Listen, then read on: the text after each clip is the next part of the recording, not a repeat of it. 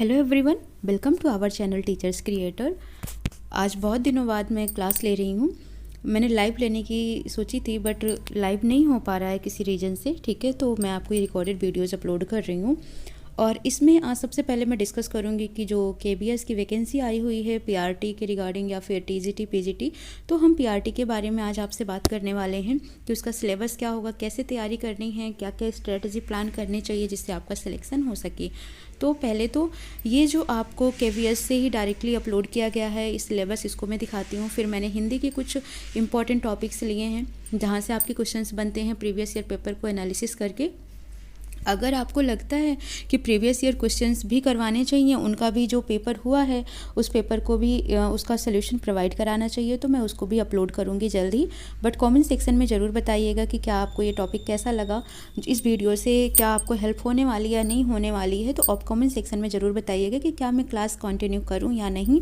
ठीक है, सो देखते हैं क्या प्लानिंग है हमारी, कैसी स्ट्रेटजी है, कैसे इसे करना है। ठीक है, तो जैसे कि आप सभी को पता है कि पीआरटी का फॉर्म, केबीएस का फॉर्म आ चुका है, तो और 26 आई थिंक लास्ट डेट है इसका। तो जिन्होंने अप्लाई नहीं किया वो अप्लाई कर लें, और सीटेट जिनका क्वालिफाइड है वो अप्लाई कर सकते हैं। जो अभी दिसंबर में पेपर देंगे 2022 में, वो अप्लाई नहीं कर सकते हैं। ठीक है, तो अगर हम पीआरटी की बात करते हैं तो टोटल आप देखोगे रिटन टेस्ट 180 मार्क्स का होना है। ठीक है, और निगेटिव मार्किंग की कोई बात नहीं कही गई है यहाँ पर। आपको 100 मार्क्स जो है वो जनरल पेपर के मिलेंगे और 80 मार्क्स आपको सब्जेक्टिव के मिलेंगे। तो टोटल इस तरीके से 180 मार्क्स हो जाएंगे। हर एक क्वेश्चन आपका 1 मार्क का होगा। ठीक है, और 180 क्वेश्चंस के लिए आपको सबसे बड़ी बात है कि 180 मिनट मिलने वाले हैं, तो ज़्यादा टाइम नहीं है। टाइम तो बहुत ही आपको, अगर आपने तैयारी अच्छी कर ली है तो। ठीक है, तो देखते हैं कि कैसे कैसे यहाँ पर सिलेबस को डिवाइड किया गया है। तो सबसे पहले अगर हम लैंग्वेज की बात करते हैं तो 20 नंबर का तो आपका लैंग्वेज आएगा। जनरल पेपर मैंने बोला आपसे कि 100 नंबर का होगा जनरल पेपर। ठीक है, तो इसमें से 20 नंबर आपका क्या रहेगा, लैंग्वेज रहेगा, जिसमें से 10 नंबर की इंग्लिश आएगी और 10 नंबर की हिंदी आएगी। उसके बाद 20 नंबर आपका रहेगा जनरल अवेयरनेस, रीजनिंग, प्रोफिशिएंसी इन कंप्यूटर को मिलाकर। जो जनरल अवेयरनेस है और करंट अफेयर्स है, इन दोनों को मिलाकर 10 क्वेश्चंस यानी कि 10 मार्क्स रहेंगे। रीजनिंग के 5 मार्क्स, 5 क्वेश्चन, कंप्यूटर के भी 5 क्वेश्चन। बहुत बेसिक क्वेश्चंस होंगे, इसमें आपको घबराने की ज़रूरत नहीं है। तो इस तरीके से 40 मार्क्स हो गए, और 60 मार्क्स आपके पेडागोजी के रहेंगे, जो कि बहुत इंपॉर्टेंट रोल प्ले करते हैं। आप सभी ने सीटेट का एग्ज़ाम दिया है तो डरने की कोई ज़रूरत नहीं है। वहाँ पर भी आपने तैयारी करी होगी, मैथ की पेडागोजी पढ़ी होगी, ईवीएस की पेडागोजी पढ़ी होगी, हिंदी की पेडागोजी पढ़ी होगी, इंग्लिश की पेडागोजी पढ़ी होगी, साथ ही साथ आपने सीडीपी तो पढ़ा ही होगा। ठीक है, तो बस उन्हीं क्वेश्चंस को यहाँ पर आपको पढ़ना है, उन्हीं को रिवाइज करना है, और जो भी आपने शॉर्ट नोट्स बनाए हैं उनको तैयारी करनी है। ठीक है, अब यहाँ पर हम देखते हैं कि ये 60 मार्क्स में 15 क्या हैं। तो ये आप देखोगे learner, understanding the learner, 15 questions यहाँ से रहेंगे। अंडरस्टैंडिंग टीचिंग लर्निंग, ठीक है, 15 question. Creative conductive learning environment 10 questions. School organisation and leadership 10 questions. Perspective in education 10 questions. इस तरीके से 60 मार्क्स के आपके ये रहेंगे। तो 60 ये हो गया पेडागोजी के, 20 हो गए आपके लैंग्वेजेस के, 20 हो गया रीजनिंग, कंप्यूटर और करंट अफेयर के। ठीक है, तो इस तरीके से आपके ये 100 मार्क्स कंप्लीट होते हैं। फिर आता है सब्जेक्ट के 80 मार्क्स होंगे। ठीक है, अभी हम इसको छोड़ते हैं तो देखते हैं यहाँ पर सब्जेक्ट के 80 मार्क्स रहेंगे आपके। अभी इनको छोड़ देते हैं, ये है आपका सब्जेक्ट। ठीक है, अब सब्जेक्ट में आप देखोगे कि ऐसे इन्होंने कुछ कहा नहीं है कि 20 मार्क्स की इंग्लिश होगी, 20 की हिंदी होगी, ऐसा कुछ कहा नहीं है इन्होंने। ठीक है, बट आपको इस अकॉर्डिंग तैयारी करनी है कि 20 इंग्लिश, 20 हिंदी, 20 मैथ, 20 ईवीएस है। ठीक है, तो आप यहाँ पर इंग्लिश का सिलेबस देखेंगे कि इसमें ग्रामर पोर्शन दिया हुआ है बहुत ज़्यादा। ठीक है, जो आपको बहुत ही बेसिक पढ़ना है, बट ऐसा पढ़ना है कि उनके रूल रेगुलेशंस क्या हैं, क्योंकि एरर स्पॉटिंग के लिए हो सकता है, फिल इन द ब्लैंक्स हो सकता है, या फिर आपको उसमें मिस्टेक्स को पता करने को दे सकता है। ठीक है, तो इसलिए इंग्लिश के आपको ये पोर्शंस ध्यान रखने हैं। फिर हिंदी की बात करते हैं तो हिंदी में भी व्याकरण है, साथ ही साथ कुछ पेडागोजी पोर्शंस भी हैं, तो आप इन्हें अच्छे से देखेंगे। मैथमेटिक्स का सिलेबस बहुत ही आसान है, और अगर आपने तैयारी कर रही है पहले से सीटेट के फर्स्ट और सेकंड पेपर की, तो सेकंड पेपर में भी आपने काफ़ी तैयारी करी होगी मैथ की, तो वहाँ से आपको ये मिल जाएगा। हम बात करते हैं फिर ईवीएस की। ईवीएस का भी ऐसा नहीं है कि आप केवल 1 से 3rd, क्या होता था कि 1 से तो होता ही नहीं है, 3rd से 5th की ईवीएस हम पढ़ते हैं सीटेट में, वहाँ से ही सारे क्वेश्चंस अपने को नहीं मिलेंगे। यहाँ पर हमें जो भी एनसीईआरटी की बुक्स होती हैं उनमें आप देखोगे तो पीछे 1-2 चैप्टर दिया होता है जो कि इन्वायरमेंट से, इकोलॉजी से रिलेटेड होता है, उन क्वेश्चंस को पढ़ना पड़ेगा। तो मैं कोशिश करूँगी कि उन सभी को आपको प्रोवाइड कर सकूँ, ठीक है। तो ये 80 मार्क्स का हो गया आपका सब्जेक्टिव। ये चीज़ें आपको समझ आ गई होंगी। फिर हम यहाँ पर देखते हैं, हाँ, ये जो 20 मार्क्स का लैंग्वेज है, इसमें क्या क्या चीज़ें आप देखोगे तो इसमें आपको कॉम्प्रिहेंसन है, वर्ड पावर जिसको आप वोकैब कहते हो, वन वर्ड सब्स्टिट्यूशंस कहते हो, ठीक है, ये सभी चीज़ें यहाँ पर रहेंगी। सिनोनिम्स, एंटोनिम्स, ये सभी, ग्रामर और उसका यूज रहेगा। ऐसे ही सेम हिंदी के लिए भी पठन कौशल रहेगा, शब्द सामर्थ्य रहेंगे, व्याकरण और प्रयुक्तियाँ रहेंगी, ठीक है। फिर जनरल अवेयरनेस, ये सभी चीज़ें तो हो ही गई। और फिर हम देखते हैं 60 मार्क्स की जो पेडागॉजी है, इसका सिलेबस क्या है। तो सबसे पहला है 15 मार्क्स का जो अंडरस्टैंडिंग द लर्नर है। इसमें आपको ग्रोथ पढ़ना है, ठीक है, डेवलपमेंट पढ़ना है, एडोलसेंस क्या होता है, प्राइमरी सेकेंडरी सोशलाइजेशंस क्या होता है, ठीक है। तो ये सभी पढ़ना है, बहुत बेसिक है, जो अगर आपने एक बार पढ़ लिया होगा तो आपको समझ आ जाएगा, ठीक है।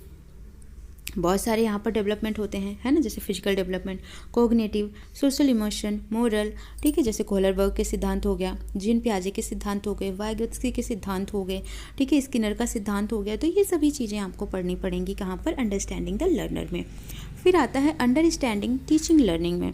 इसमें जो पर्सपेक्टिव होता है, यानी कि लर्नर जो होता है उसका बिहेवियर क्या है, कॉग्निटिव, कंस्ट्रक्टिव, ठीक है, ये सभी चीज़ें जानना होता है। टीचर का रोल क्या होता है, लर्नर का रोल क्या होता है, कैसा इनका टीचर और स्टूडेंट का रिलेशन क्या होता है, किस मेथड का आप यूज कर सकते हैं, क्लासरूम का इन्वायरमेंट कैसे रख सकते हैं, डिसिप्लिन, पावर, फैक्टर कौन कौन से अफेक्ट करते हैं, ठीक है, ये सभी चीज़ें, यानी जिससे आप अपनी टीचिंग को बहुत बेहतर बना सकते हो कि बच्चे उससे समझ सकें, ठीक है। तो वो सभी टॉपिक आपके किस में आएंगे, अंडरस्टैंडिंग टीचिंग लर्निंग में आएंगे।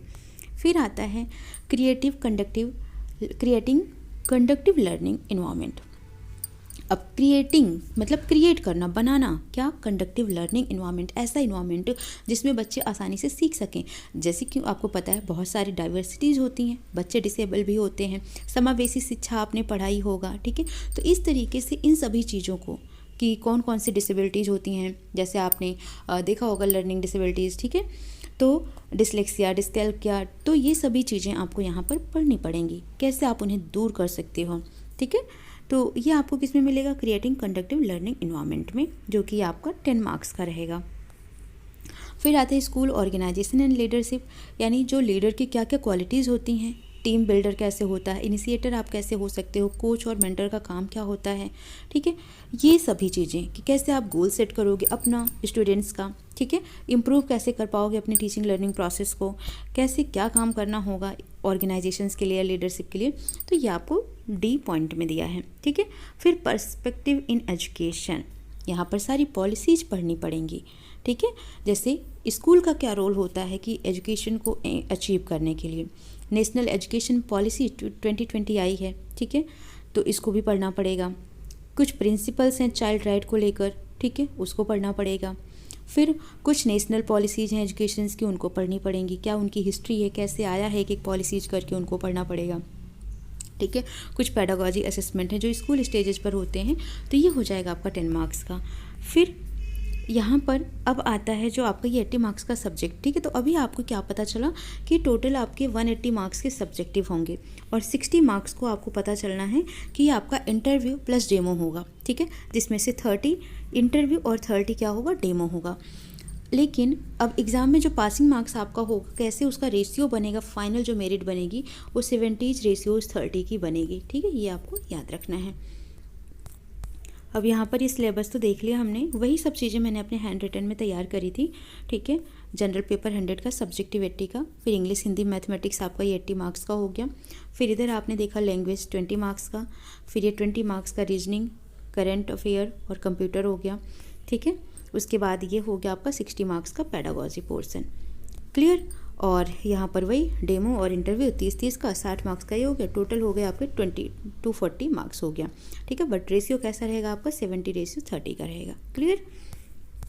अब यहाँ पर हिंदी का मैं कुछ इंपॉर्टेंट टॉपिक लेकर आई हूँ जो एग्ज़ाम में पूछे जाते हैं, जिन्हें आपको कोशिश करके बहुत अच्छे से याद कर लेना है, ठीक है। तो मैं यहाँ पर कोई 10, 20, 30 या 50 आपको विलोम शब्द, पर्यायवाची शब्द नहीं कराने वाली हूँ, ठीक है। मैं पूरा का पूरा कोशिश करूँगी कि जितने मेरे पास हैं मैं उन सभी को आपको प्रोवाइड करा सकूँ, कुछ कॉन्सेप्ट भी बता सकूँ कि कैसे आप उन्हें रिलेट करके याद कर सकते हैं, ठीक है। तो जैसे हिंदी का सिलेबस है तो कोशिश करेंगे कि पहले हिंदी के सिलेबस को फिनिश करें, इंग्लिश के सिलेबस को फिनिश करें, क्योंकि 30-30 नंबर बहुत होते हैं, ठीक है। तो इनको कंप्लीट करने के बाद इनका टेस्ट भी होगा आपका, ठीक है। पूरा का पूरा प्रॉपर हर एक क्लास को आपको अटेंड करते चलना है, उनकी आपको शॉर्ट नोट्स भी बनाते चलनी है, ठीक है। सबसे बड़ा इंपॉर्टेंट रोल होता है प्रैक्टिस का। विलोम शब्द आज आपने जो किए उनको आप प्रैक्टिस करिए 1 बार 2 बार, ठीक है। उसके बाद वीकली आपने जो 1 वीक में आपने पढ़ा है, फिर उसको आप संडे को बैठकर उसको पूरा का रिविजन करिए, ठीक है। तो इस तरीके से आपकी परफॉर्मेंस अच्छी हो जाएगी। अब हैं क्या यहाँ पर कौन कौन से टॉपिक हैं? विलोम शब्द है, पर्यायवाची शब्द है, संधि, समास, शब्द विचार, वर्ण विचार, विकारी शब्द, अविकारी शब्द, ठीक है। फिर वाक्य विचार, ये हो गए आपके टॉपिक। फिर इधर आप देखेंगे मुहावरे, लोकोक्तियाँ, लिंग, वचन, वाक्य शुद्धि, वर्तनी जिसको स्पेलिंग चेक कहते हैं, काल हो जाएगा, प्रत्यय हो जाएगा, उपसर्ग हो जाएगा और अपठित गद्यांश हो जाएंगे, ठीक है। तो ये टोटल 19 टॉपिक हैं जिन्हें हमें कवर करना है हिंदी के लिए ग्रामर पोर्शन में, ठीक है। फिर हम देखेंगे यहाँ पर इंग्लिश के लिए क्या क्या कंप्लीट करना है। तो इंग्लिश का सिलेबस अगर हम देखते हैं तो सिनोनिम्स पढ़ना है, एंटोनिम्स पढ़ना है, आइडम फ्रेजेज पढ़ना है, वन वर्ड सब्स्टिट्यूशन पढ़ना है। फिर fill in the blanks grammar के बेस पर, fill in the blanks vocab के बेस पर, स्पेलिंग चेक, वर्ड मीनिंग।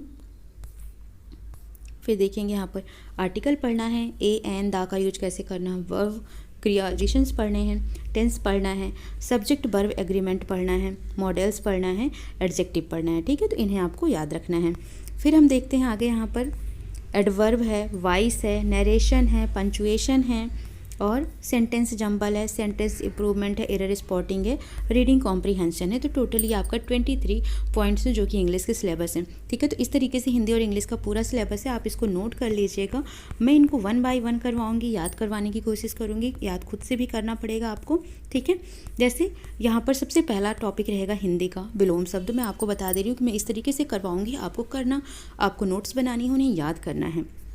जैसे कुछ अनुलोम शब्द, विलोम शब्द उनके दिए हैं, उनको लिखना है आपको, ठीक है। अब यहाँ से आपको पता होना चाहिए, जैसे श्वेतांबर, ठीक है। अब श्वेतांबर का क्या होगा, कृपण का क्या होगा, ज्येष्ठ का क्या होगा, कृष का क्या होगा, अल्पज्ञ का क्या होगा, ठीक है। उदय का क्या होगा, उद्धत का, प्रसारण का, कर्कश का। इस तरीके से आपको विलोम शब्द पूरा का पूरा कंप्लीट करना है, ठीक है। अब ऐसा तो है नहीं कि केवल आपने कुछ विलोम शब्द याद कर लिए उसी से ही आपको क्वेश्चंस मिल जाएंगे। तो क्या होगा कि ऐसा नहीं कि हर एक, आप देखोगे बहुत सारे चैनल्स हैं जो कि एक विलोम शब्द 10-10, 50-50 का सेट करवा देते हैं, इनफ, वो इनफ नहीं होता है, ठीक है। एग्जाम में नहीं मिलेगा तो आप क्या करोगे, इसलिए आपको उन्हें अच्छे से पढ़ के जाना होगा। ये आपका रोल है कि आप कितने वोकैब, कितने विलोम शब्द, कितने सारे शब्द ये तैयार कर सकते हैं, ठीक है। तो जैसे अब यहाँ पर आपने पढ़ाई होगा, श्वेतांबर का क्या होता है, दिगंबर होता है ना, श्वेतांबर का दिगंबर होता है। फिर कृपण का मतलब होता है कंजूस, तो कृपण का कंजूस हो गया। तो दूसरा क्या होगा, इसका अपोजिट दानी हो गया। ज्येष्ठ का मतलब बड़ा, तो कनिष्ठ का मतलब क्या हो जाएगा, छोटा हो जाएगा, ठीक है। कृष का मतलब होता है जो बहुत ही, जिसकी शरीर बहुत ही बेकार हो चुकी हो, ठीक है। तो इसका क्या होगा, हष्ट पुष्ट होगा। क्या होगा, हष्ट पुष्ट, कहीं पर केवल हष्ट ही लिखा होगा, कहीं पर पुष्ट ही लिखा होगा, तो आप समझ जाइएगा। अल्पज्ञ मतलब बहुत थोड़ा, फिर क्या होगा, इसका सर्वज्ञ हो जाएगा, क्लियर। फिर उदय, उदय का मतलब होता है उदित होना, निकलना, तो उदय का क्या हो जाएगा, अस्त हो जाएगा, ठीक है। उद्धत, उद्धत का क्या हो जाएगा, विनीत हो जाएगा, बहुत बार पूछा गया उद्धत, है ना। फिर प्रसारण का क्या हो जाएगा, आकुंचन हो जाएगा। आकिंचन बहुत अलग है, आकिंचन का मतलब होता है जिसके पास कुछ ना हो उसको आकिंचन कहते हैं। आकुंचन प्रसारण का अपोजिट होगा। कर्कश का मतलब बहुत ही कठोर आवाज़, बहुत ही कड़ी आवाज़, तो कर्कश का क्या हो जाएगा, मधुर हो जाएगा, ठीक है। श्री गणेश का मतलब प्रारंभ करना, तो इसका क्या हो जाएगा, अपोजिट इति श्री हो जाएगा। इंपॉर्टेंट है, याद रखना, ठीक है। अर्वाचीन, अर्वाचीन का मतलब जो अभी है, फिर इसका क्या हो जाएगा, प्राचीन यानी कि पुराना हो जाएगा। ऋजु, ऋजु का मतलब होता है जो एकदम सीधी रेखा होती है, जिसका क्या होगा, वक्र हो जाएगा। उपकार करना किसी पर, अपकार करना, ठीक है, उपकार का अपकार हो जाएगा। अनिवार्य मतलब एकदम जरूरी है 100%, बट ऐच्छिक कहते हैं ना, ये आपका अनिवार्य प्रश्न है, ये आपका ऐच्छिक प्रश्न है, आपकी इच्छा पर है, आप इसमें से कौन सा करना चाहते हो, कौन सा स्किप करना चाहते हो। ठीक है, फिर विस्तृत का देखते हैं। तो विस्तृत का मतलब जो बहुत ही फैला हुआ हो, है ना, इसका क्या हो जाएगा, संक्षिप्त हो जाएगा। उसके बाद देखेंगे आप यहाँ पर तो है उद्यम। उद्यम का मतलब जो उद्यमी होता है, परिश्रमी होता है, इसका क्या हो जाएगा, फिर आलस्य हो जाएगा। अच्छा, उद्यमी नहीं है यहाँ पर, उद्यमी का आलसी हो जाएगा, पर यहाँ पर उद्यम है। तो आपको याद रखना, संज्ञा का संज्ञा ही रहेगा, सर्वनाम का सर्वनाम ही रहेगा। ठीक है, वर्ब है तो वर्ब के ही फॉर्म में रहेगा अपोजिट वर्ड, इस चीज़ को आपको ध्यान में ही रख के करना है। ठीक है, उन्मुख, उन्मुख का क्या हो जाएगा, विमुख हो जाएगा। फिर आविर्भाव का क्या होगा, तिरोभाव हो जाएगा।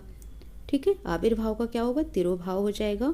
उन्मूलन यानी कि किसी चीज़ का अंत करना, तो रोपण हो जाएगा इसका। जैसे कहा जाता है ना कि राजा राम मोहन राय ने सती प्रथा का उन्मूलन किया, यानी कि उसका अंत किया, तो रोपण इसका यानी कि उसका प्रारंभ करना। तो इस तरीके से मैं आपको एटलीस्ट 200 से 300 अपोजिट वर्ड्स कराने वाली हूँ। ठीक है, और एक ही क्लास में, ऐसा नहीं कि मैं एक ही क्लास 50 क्वेश्चंस का लेकर आऊँगी, ये तो आज डेमो सेशन था कि इस तरीके से मैं करवाने वाली हूँ। ठीक है, तो वीडियो कैसे लगी, जितना हो सके शेयर करिएगा, लाइक सब्सक्राइब जरूर कर लीजिएगा। सो मिलते हैं नेक्स्ट सेशन में, बाय बाय, थैंक यू।